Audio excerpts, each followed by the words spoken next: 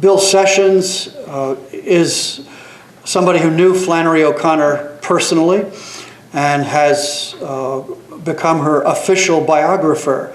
And we're all delighted to hear that that official biography will be seeing the light of day sometime soon. It's finished and will presumably be published sometime in the next year or so. He's the Regents Professor of English Emeritus at Georgia State University and has written many articles on Flannery O'Connor as well as on other topics as well. For him, it's something of a homecoming since he was at UNC many, many years ago. I think he showed up as a 17-year-old and graduated at 19 or something like that. Back a good ways. And he's also the founder of the Carolina Quarterly, which is, I think, still publishing today. So we're very fortunate to have somebody who knows Flannery O'Connor so very well and will be able to start off the day by giving insights into her life and into her work. So, Bill, thank you.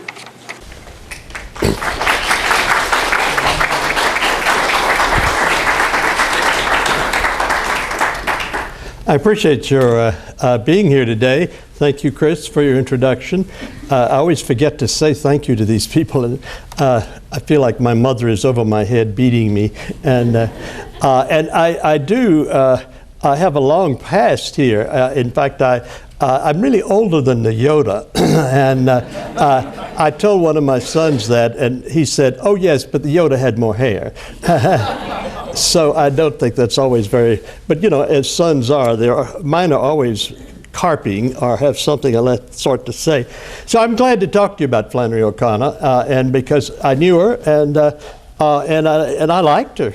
That was it, most of all. And I liked her mother, Regina, and Regina actually was godmother to one of my sons, who of course followed what Regina would like. He's now working for NCIS at a big high position, so that's a sort of Regina possibility if you know the story. Now, you'll see that I'm working out of the text that you have in front of you, the first one, because I'm very old-fashioned, new criticism, the old French way of explication de text. You know, I like to look at a text.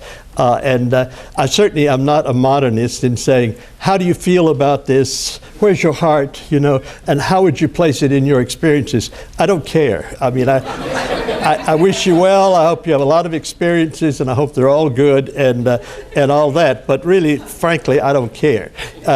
What I'm interested in, though, is how you respond to this kind of material.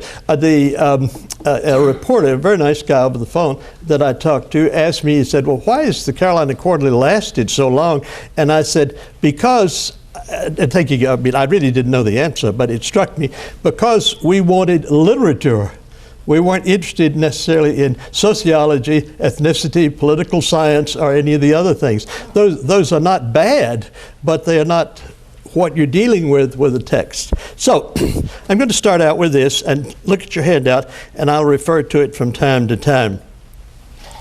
In a speech Flannery O'Connor gave at Georgetown University in 1963, the year before she died at 39, the Georgia writer wrote, and this is all in your text, quote, "We have to have stories in our background.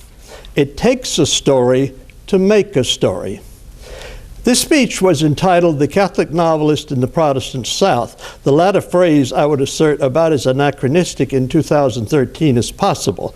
For her Georgetown audience, Flannery O'Connor is concerned more than her title. She wants to define the roots of communal imagination in any society that make good fiction possible. She sees good fiction as stories that tell the truth. And you have to place Flannery O'Connor just where she is, right after the war.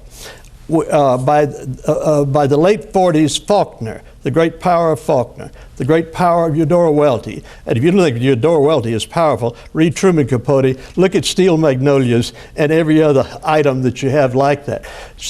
They created a whole mentality that everybody in the United States has come from, and it was certainly part of the great shift in dealing with the South.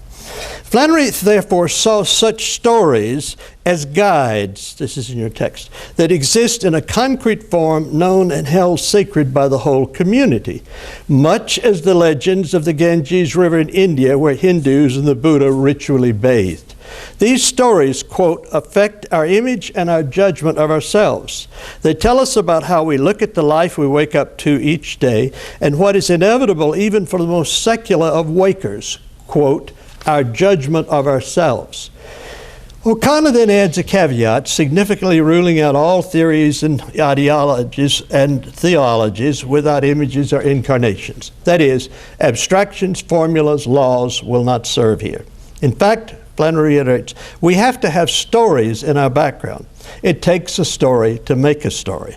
She goes further. It takes a story of mythic dimensions, one which belongs to everybody, one in which everybody is able to recognize the hand of God and its descent. Not just God's hand, but precisely its descent, she emphasizes, but leaves open the question into what? Time and space? God in time and space? In the South of her time, born 1925 in Savannah, Georgia, and dying in Milledgeville, Georgia in 1964, she elaborates, quote, the Protestant South, the scriptures fill this story. She elaborated about this place of descent. Beyond the Protestant and Reformed emphasis on the Bible as the major source of revelation, O'Connor also reiterated a major connection for the storytelling of the South and her own art, the Jewish scriptures themselves. Quote, the Hebrew genius for making the absolute concrete has conditioned the Southerner's way of looking at things. Furthermore, hers is a South where, quote, the Bible is known by the ignorant as well as theologians and the learned. And it is always that mythos, and that's her word that she got from Carl Jung, which the poor hold in common that is most valuable to the fiction writer.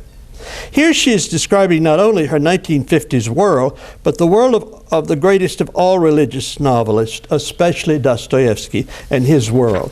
The Russia long since disappeared, but leaving behind Dostoevsky's fiction, the art of the brothers Karamazov and Crime and Punishment. Always the craftsman, O'Connor then turns to the core or the heart of each of her stories and her two finished novels. As in Old Russia, so in her South of the 1950s. Quote, when the poor hold sacred history in common, they have ties to the universal and the holy, which allows the meaning of their every action to be heightened and seen under the aspect of eternity. Now, each of her works of fiction will have such a revelation of special ties to the eternal. O'Connor would later call this extra revelation in writing and reading fiction, quote, the added dimension. The aspect of eternity, her phrase, is indeed what distinguished her art and her fiction from that of almost every other 20th century major writer. Now, in almost every piece of fiction Flannery O'Connor wrote, a character, whether a little girl, maniac killer, or rugged countrywoman, stands before a destiny that the events of the story have shown to be stretching beyond time. Most terrible of all, this destiny carries judgment with it. The moment of judgment comes in Flannery O'Connor's fiction in terms of eternity, revealed to the self by the self. Because if anybody, this terror of revelation is terror, again, not in the least anachronistic, because if anybody is around in the space odysseys of 2213, in every form of life, female, male, alien, machine, or even in a great awareness of life, there will be the other that will not be able to explain. That's the nature of life, as she is saying. O'Connor appears to have understood the added dimension necessary for good fiction. Miss O'Connor, one reporter once asked her, do you expect your stories to last beyond 1950? Sure, she snapped back in her southern nasal twang. Beyond 1950, 2050, or 5050. Now, I've already jumped to the effect of the art and imaginative theology. I think I need to set the stage for this art and its skill. It's possible some of you, let me start by noting that some of you out there are probably quite clueless about Flannery O'Connor. You may even be here under duress. No surprise here, because most of the audiences I deal with are stressed and clueless, and not only about this writer, but any literature or reading of any kind. They know little more than the ravages of television, the facile cheering up of Facebook, Twitter, or the total intimacy of cell phones glued to them in Atlanta malls that I've seen, for example. And I might, as they are glued, some of them have missed steep escalator steps, and you can imagine the rest. Now, since I believe one should read literature or encounter art, music, sculpture, theology, even theology and philosophy, sort of abstractions, with such a sense of the ultimate, that is, what's going to happen to you after you miss that escalator step, let me prepare you for that moment. Glued to your phone, you go hurtling through the mall space and may soon be, but I hope not, shivering on the edge of eternity. Believe it or not, encountering O'Connor now more deeply may help you prepare for that moment.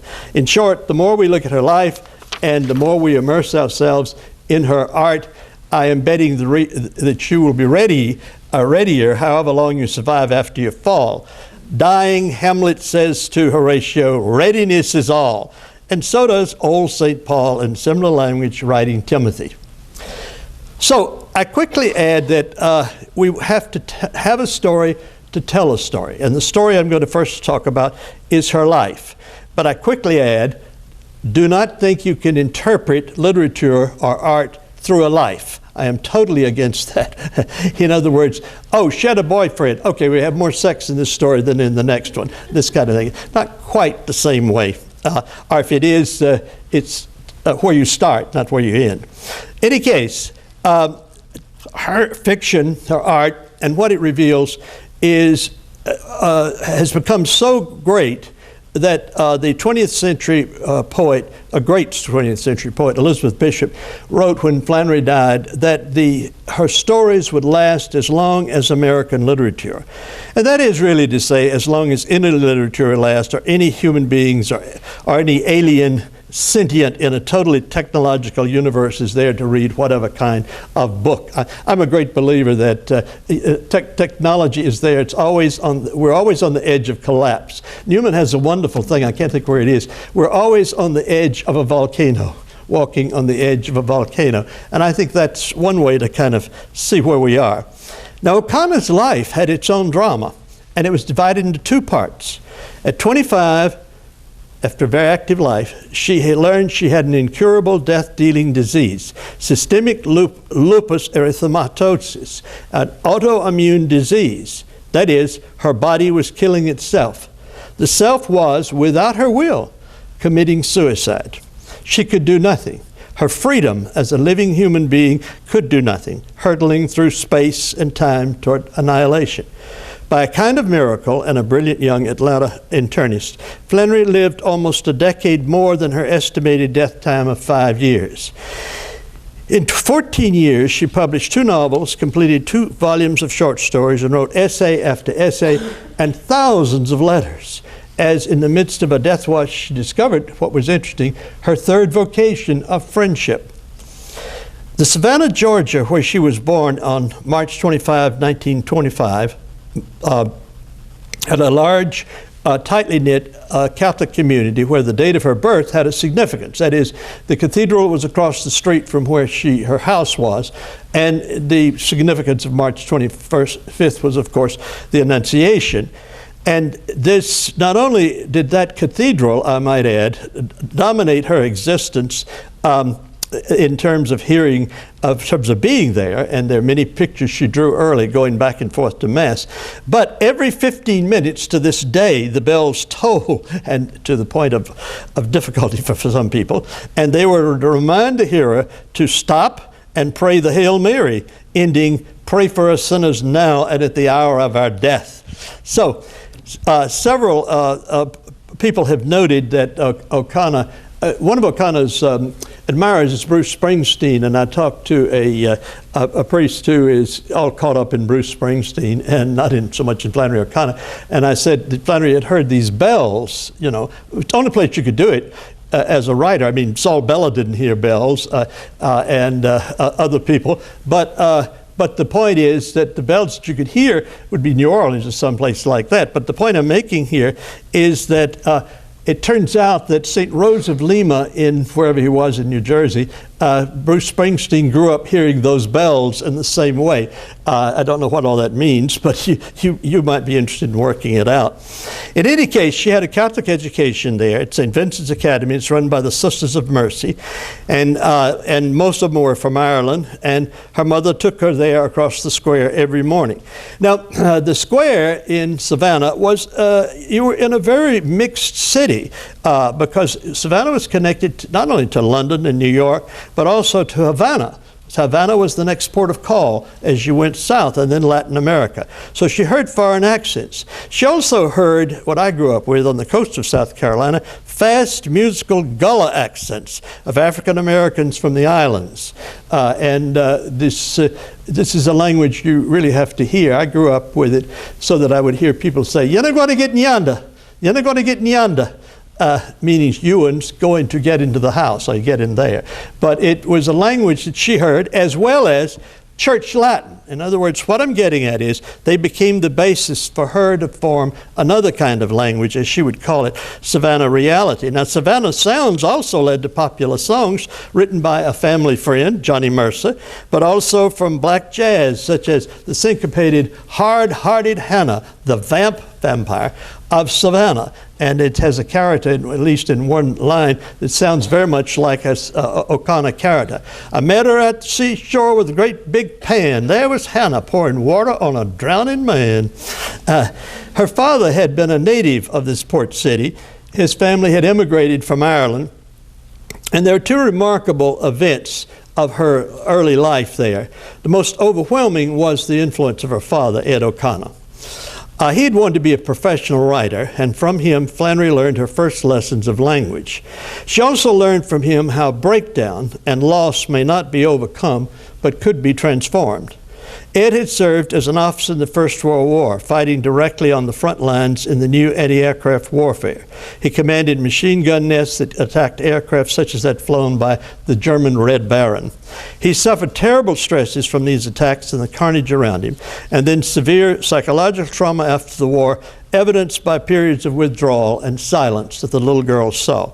Like Hemingway and others, he became a part of what Gertrude Stein called a lost generation. Now, given his condition, Ed did not succeed in his work as insurance and real estate agent in a Savannah that was also severely suffering economic depression.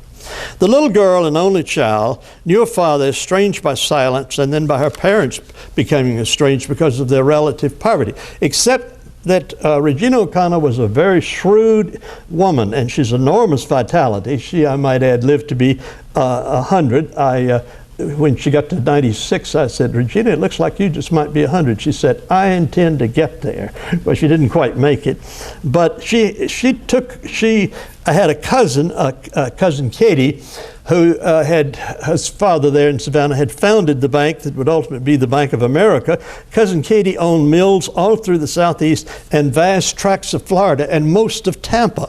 Well, with those funds, Flannery survived. And I think we can, but she survived, and her mother looked after her very closely, so much so that she had a reputation there in Savannah by older people as a brat. So she was called the Savannah Brat. Now, it was during this period of her life as a Savannah Brat, she had a unique experience, and that's the second remarkable event that I want to talk about in just a minute. "I don't want to be any angel," she declared, joking with a friend decades later, "but my relations with them have improved over a period of time. They weren't always speakable."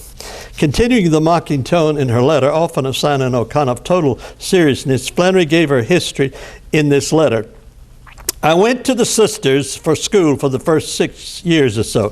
They administered the true faith with large doses of pious crap, and at their hand she developed her innovative response, a fist fight with an angel. I developed something the Freudians have not named, anti-angel aggression.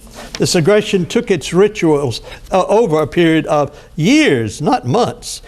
Quote, from 8 to 12 years, it was my habit to seclude myself in a locked room every so often and with a fierce or evil face whirl around in a circle with my fists knotted, sucking the angel."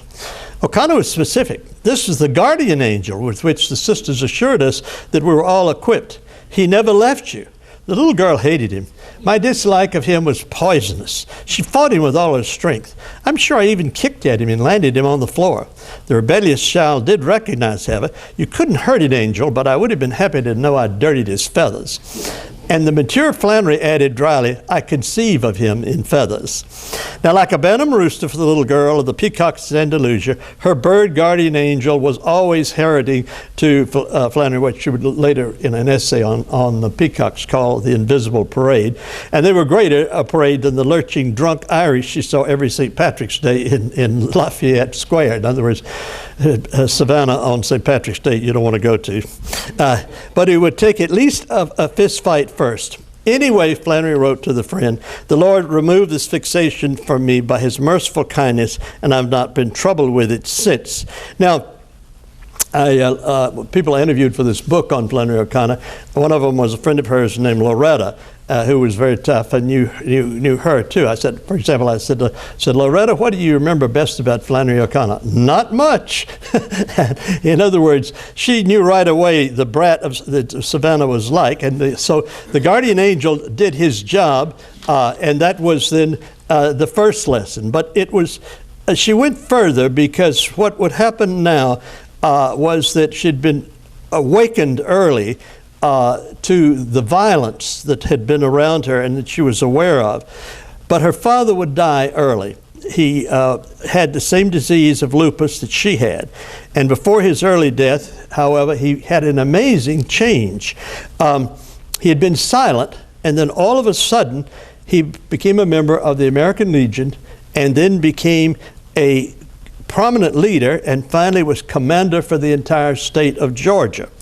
And he joined the Legion because he saw it, and this is the key point, as the only way of translating his brooding about the First World War into remembering the dead of war. And that was exactly what was haunting him. And in the American Legion, he saw as a way of dealing with this. And this is a response O'Connor would have. And he soon was offered a government job, and with that, he moved to Atlanta, and things looked good for a while. Then suddenly, he became very ill with the same disease that would kill her, lupus. Now, it's very probable Mary Flannery heard or read all of her father's speeches, and her father had wonderful training at Mount St. Vincent's in Maryland in classical rhetoric, especially Greek and Latin. And I got his list, you see, of what courses he had and so forth. And she heard these, and she read these early. When he died, and she was just 16 years old, she wrote this about her father, and this is a eulogy. The reality of death has come suddenly upon us, and the power of God has broken our complacency like a bullet in the side. A sense of the dramatic, of the tragic, of the infinite has descended upon us, filling us with grief, but even above grief, wonder. Our plans were so beautifully laid out, ready for action, when with magnificent certainty, God laid them aside and said, have you forgotten mine? Now, she was 16 when the father died. Her mother had already taken her to live in Milledgeville, Georgia, with her family. And the Klein family had a huge antebellum mansion there. And there she had much more secular and Protestant world. She had found occasions to paint watercolors, also to compose satires, but also especially cartoons. Her high school there was just the opposite of the nuns. It was an experimental, progressive John Dewey establishment from the Peabody School of Education at Vanderbilt. And it was the polar opposite. Both teachers had trained her well. In fact, she went on after 3 years from the Georgia State College for Women and graduated. Now, at that point of graduation, she was certain she wanted to be a writer. And from then on, the story of Flannery O'Connor's life and the story of her art joined together. She went to what was then the best School of Creative Writing in America at the University of Iowa. Here, her training in her own reading and then compositional schools expanded exponentially. She published her first story in 1946 and then began her novel, Wise Blood, that Thanksgiving. From there, she was selected when she finished Iowa, to enter a writing center, Yaddo, in upstate New York. And there she had developed a friendship with a man she had met in Iowa, Robert Lowell, who was one of the great masters of 20th century poetry. And they were friends until the very end. Now, after Yaddo, she lived near Columbia University and then was invited by new friends, recent Catholic converts, the famous poet and translator Robert Fitzgerald and his wife Sally, to live with them on a mountaintop in rural Connecticut. Here she could write in almost complete freedom, and the Fitzgeralds became her closest friends both in her lifetime and after her death.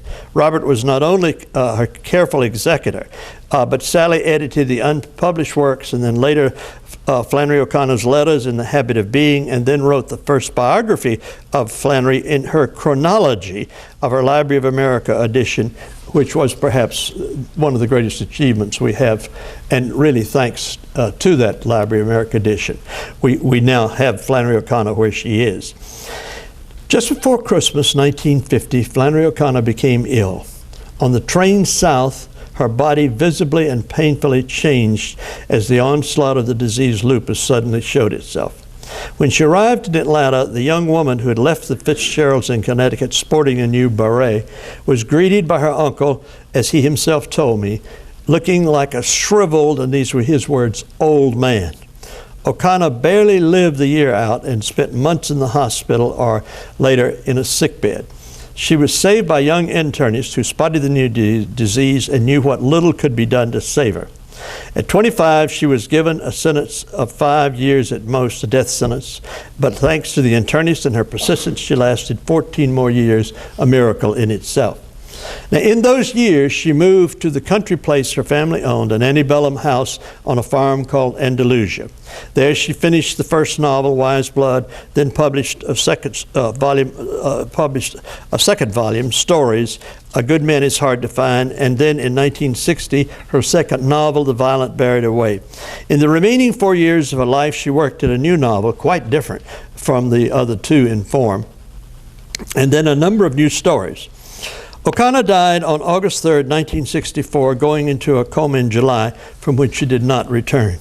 Robert Fitzgerald and her editor, Robert Giroux, took the remaining stories, a number already published, and gave the posthumous book the title of the first story, Everything That Rises Must Converge. It's a book that's remained oddly popular, I might add, and I was shocked when I was looking at Lost on television. This is a television series, if you don't know what it is, and suddenly this guy is sitting on a bench before a railroad, and he is reading Everything That Rises Must Converge. And so it's one of many references to O'Connor.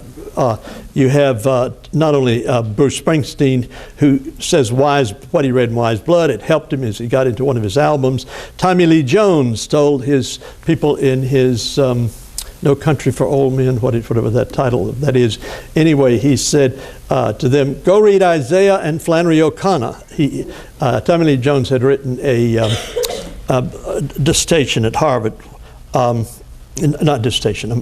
undergraduate thesis when he was roommate with Al Gore there, as you may know. Most remarkably of all for me is that the Japanese writer Kunzaburo Oi quotes Flannery O'Connor in his Nobel Prize speech, and he praises Flannery O'Connor particularly for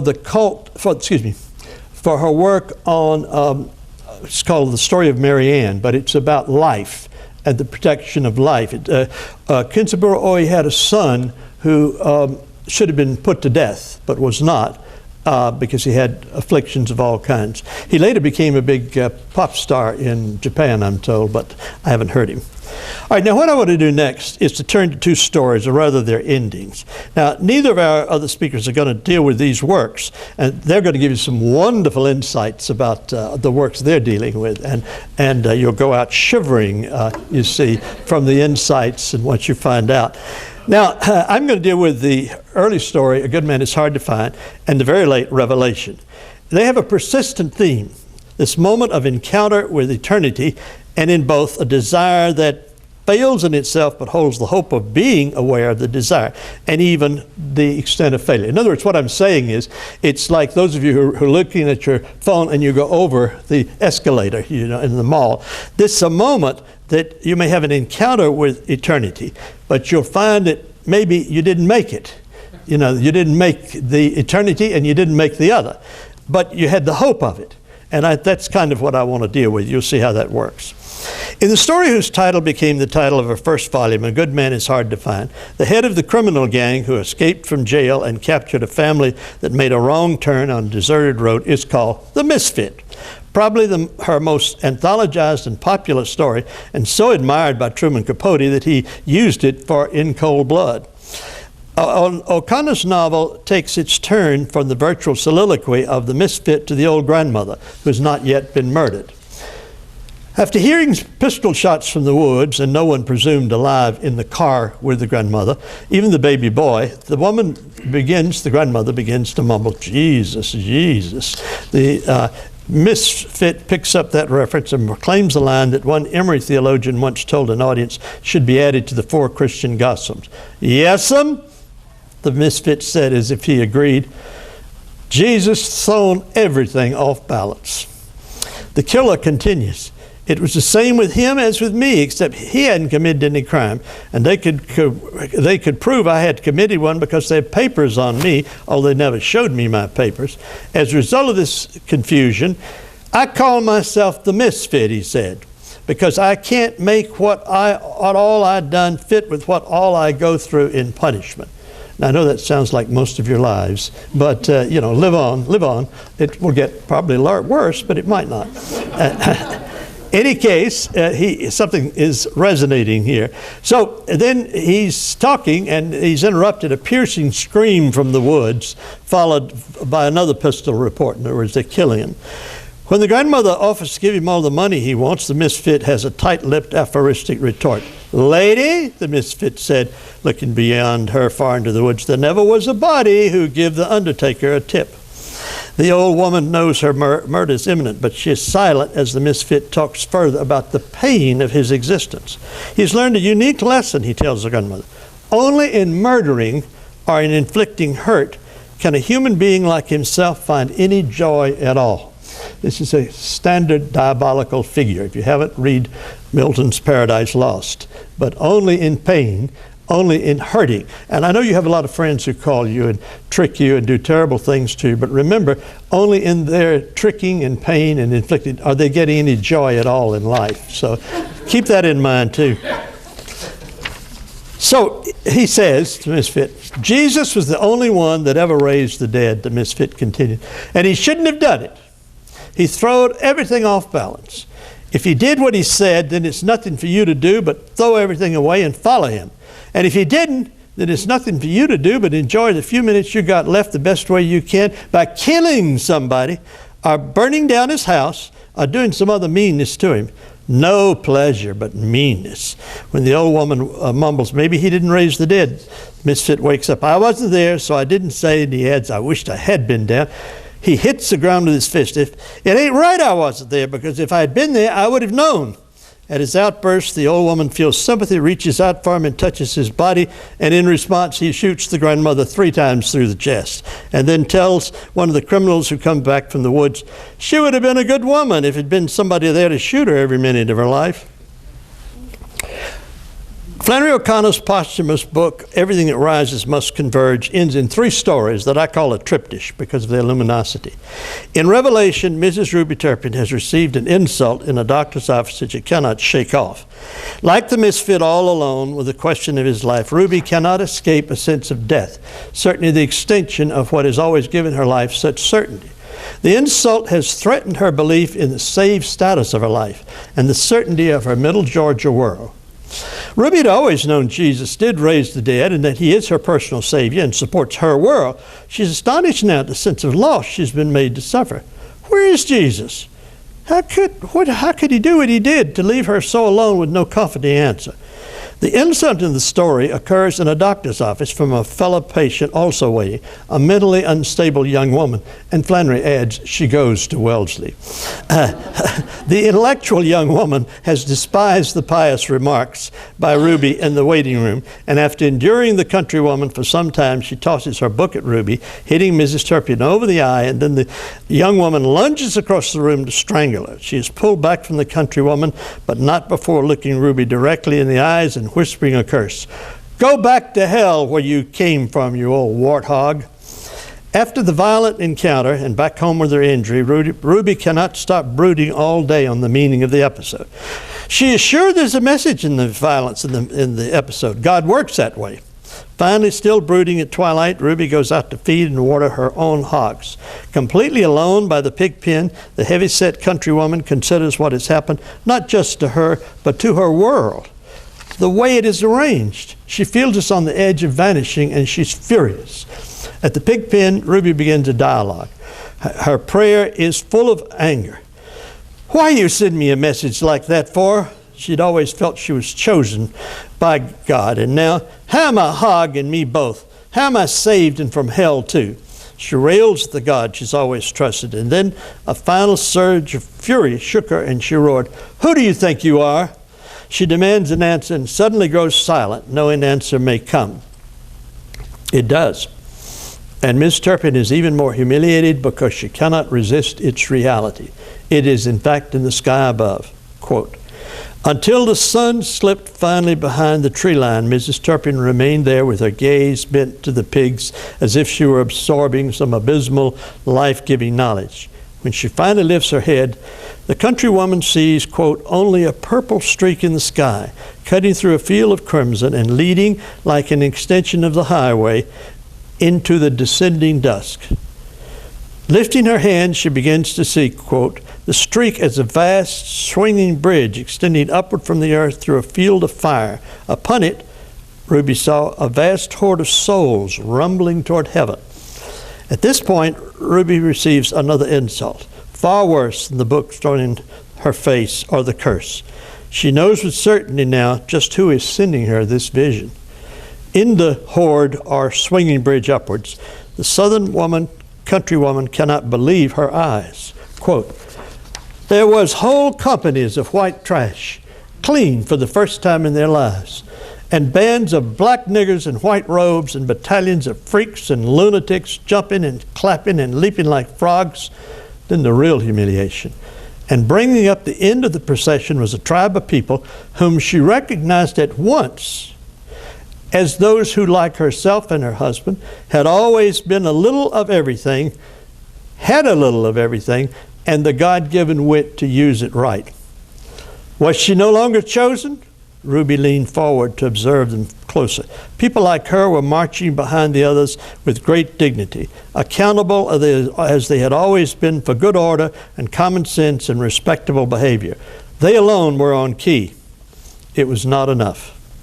She had encountered her own death, the end of a world, and into her certainty of herself as being totally saved. As a Christian, she is shocked it's not the resurrection she's encountering in a vision, but a kind of hell, except it involves preparation, a self-cleansing. The countrywoman is discovering what Catholics call purgatory, a place of cleansing and for which other religions from India and Israel have other names. Seeing the holy demands cleaning, purity.